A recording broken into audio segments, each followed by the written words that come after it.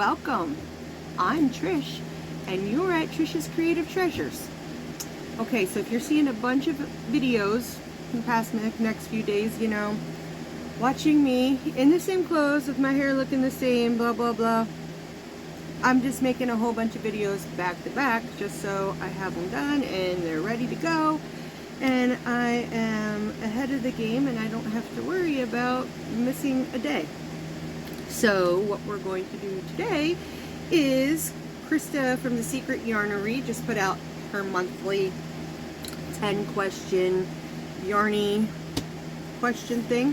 So, and she's pretty much, so if you are a content creator, you're tagged. So I figured we will do these 10 questions today and we'll go from there. Alright, so the first question is, does counting stitches stress you out or calm you down? It stresses me out. I hate to do projects that I have to count. I can't say that I hate. Certain projects I do, it's just become like a normal thing that I count. But when I really have to concentrate and work on that project, I have to be in the mood to be able to have my head focused and be able to concentrate. A lot of times I'm just watching a movie or watching a series or something that I just want something mindless to do that I don't have to worry about counting. I don't have to worry about what goes where, you know what I mean. So it doesn't calm me down. Plus I am dyslexic, so oh my gosh, watching, like reading numbers. When I used to work and I would do the books at night, the other girls I worked with would get like so like, nothing's working out, this is wrong, and then they realize, they look at me and they're like, did you do this? And I'm like, and I just wrote the numbers backwards, you know, or I did something stupid mistake, but it was enough to make you have to go crazy trying to figure out why the books came out wrong at night. So me and blankets are not, I mean, I read the word blanket. Me and numbers are not friends, okay? I admit it, yep. Okay, number 2. Blanket. Oh, what is, I think it was, because I don't understand what I have written down here, and I was just kind of writing down in like short forms, because she was moving pretty fast. So I think it's asking you what kind of blanket, what was the first thing you crocheted? That is correct. What is the very first project you ever crocheted? And it was a blanket, and it was a never-ending granny square.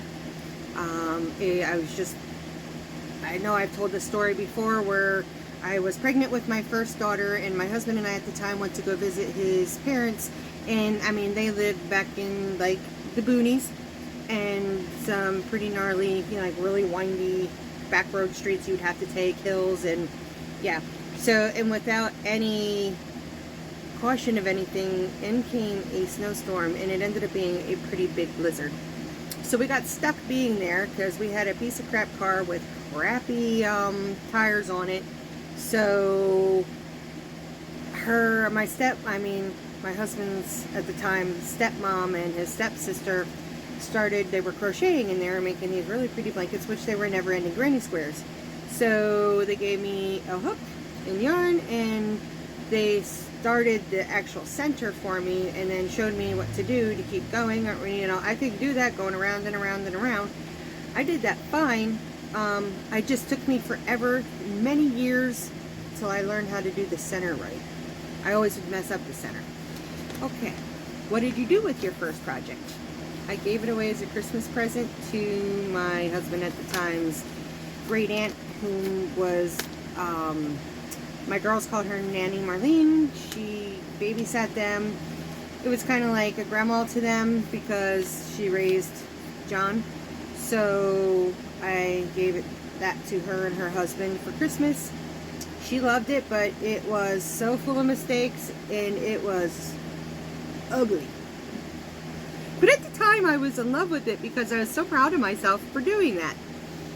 So yeah, I gave it away as a Christmas present. Alright, what is your favorite beverage to have while crocheting?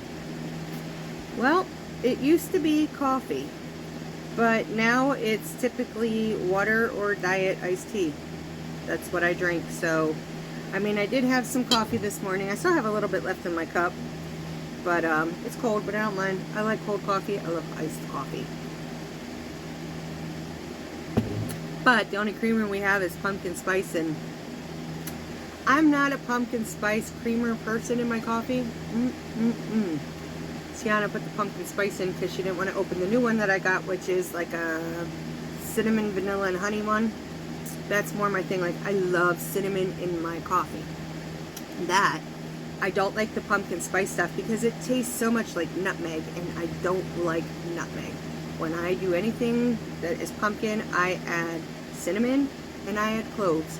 That is the gist. And that's all that I will add in my pumpkin pies. Just get cinnamon and cloves. You know, anything like that, it's just cinnamon and cloves. I hate nutmeg. Okay. 5. Do you buy yarn in person or online? I do both.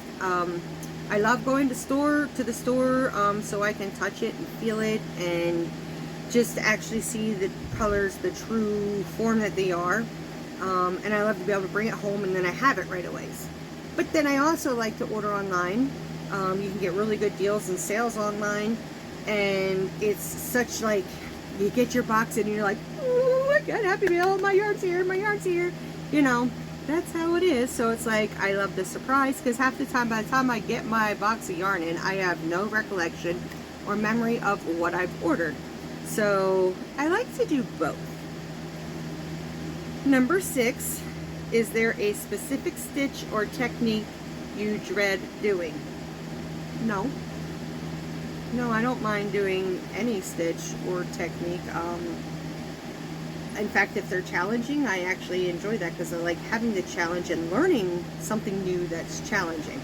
So, yeah, I can't say I dread any part. Okay. I don't mind sewing the pieces of amigurumi. I hate hand sewing them together. Like, till I'm done sewing them on, they look like a 5-year-old did it. You know, I'm getting better at it. Like this, I made this the other day. So this is my pumpkin that I made. And I did the leaf, and I did the stem, and the curlicues. I think this I just went with the flow. I just created it. I didn't use no pattern, like no pattern for any of this. I just did it. I think it looks like a lettuce leaf, but it works for me. So there'll be a separate video just on this in my Halloween make-along videos. So there is my pumpkin. But yes, as I was saying, like, till I got the stem, I was so glad I had like the curlicues and the leaf to cover up the areas that I stowed the stem on, because even though I felt like I was going underneath and over where you couldn't really see where I went in or out, I could still see a little bit of it, and that just bugs me. Like, I know it takes practice makes perfect, and it's something I need to start doing and doing more of, so I'm more comfortable with it. But yeah, if I have to say if there's one thing I dread, is all the little pieces to sew on and the pieces to sew together for amigurumi. I don't have no problem sewing these separate pieces, crocheting the pieces. It's the putting them all together. Okay. So do you use a sharp tip or blunt tip needles? I use both. I have the ones that kind of are straight and then curve, you know, at the bottom.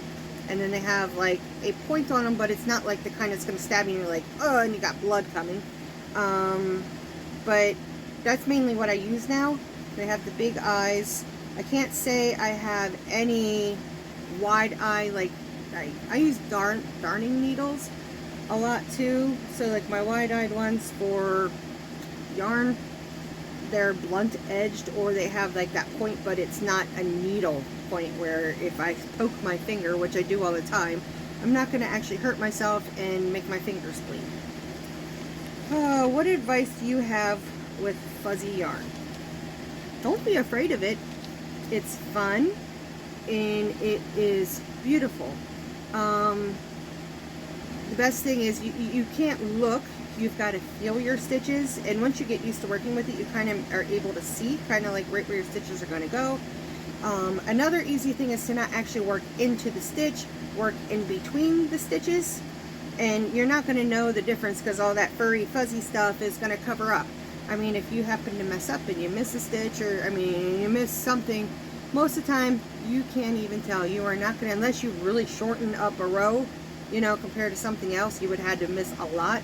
But as you're just going on, you just have to feel where you're at, and you can go right in between, you know, so you don't have to worry about trying to get in the stitch, because trying to get in the stitch is not an easy task to do.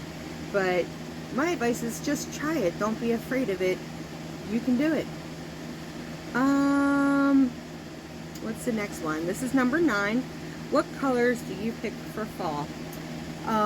Like that golden mustard color, orange pumpkin color, rust, burgundy,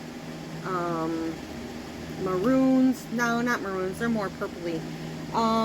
Like the color of the leaves, the greens, a really deep, like plummy purple.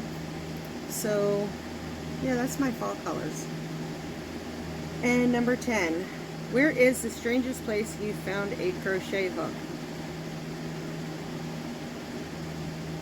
I have no idea. I mean, when I'm crocheting, I always kind of stick my hooks when I'm like doing something that I need to set my hook down for a minute.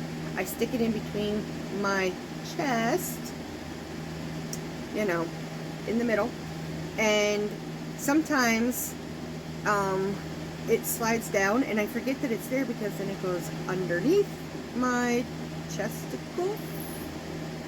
I'm trying to say words that won't get me flagged on YouTube, but I have gone and I've walked around and stuff, and all of a sudden I hear this bump fall on the floor.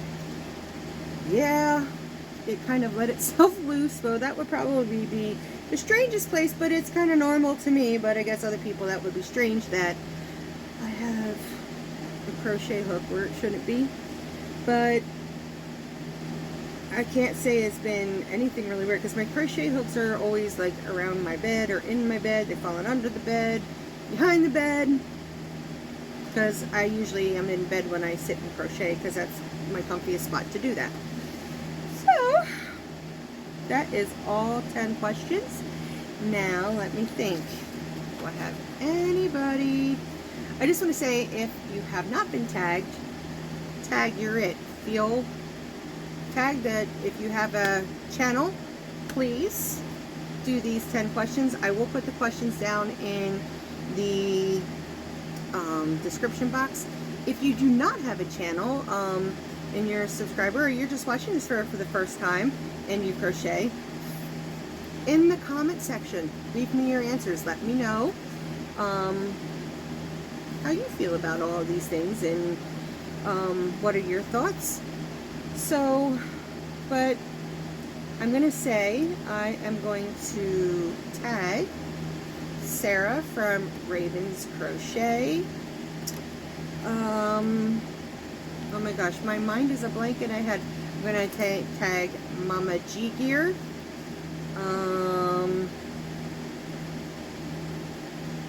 Llama Mama Kayla, if you haven't done this already, you might have. I hate this, how my mind goes totally and completely blank and I can't remember anything. So, I'm going to tag Bridget from Queen Crafts by Bridget, Queen Crafts and Crochet by Bridget, Neva from Manic Mama's Musings. I know you're on vacation right now, but when you come back, Neva, you're tagged. You got to do this. And Kenyatta from Kenyatta Creates. And yes, anybody else that wants to do this, please feel free to do this. Alright guys, well, that's all I have for you today for this video. I hope you will have a great rest of your day and a great evening. Like I said, I'm going to put the questions down in the description box, so please leave your answers in the comments. If you are not a content creator, and content creators, let's do this. It's fun, right? Yes. All right. I love you guys, and I hope you all have a great night.